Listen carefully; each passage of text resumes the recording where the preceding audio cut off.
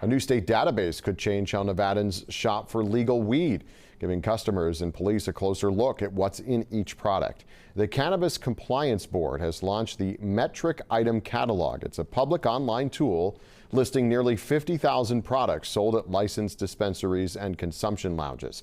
Users can search lab results, ingredients, allergens, potency, even see if a product is on hold. It's all updated in real time from the state's seed to sale tracking system. The Cannabis Control Board also urging customers to always buy their weed from legal stores. Marijuana retail sales in Nevada generated more than $95 million in taxes last year. That money helps support our schools, and the industry is heavily regulated, and legal stores are inspected for safety purposes. Officials say the same cannot be said for weed that's sold on the black market.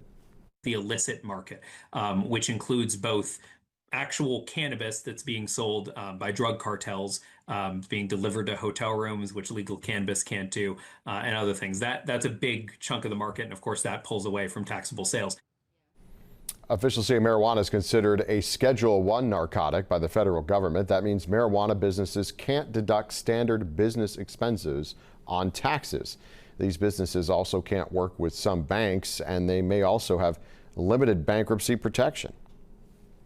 The CCB is also using 420, the holiday, which is today, to push safety, rolling out new billboards in northern and southern Nevada, warning against impaired driving. After today, the board's Buy Legal campaign will continue across the state through June.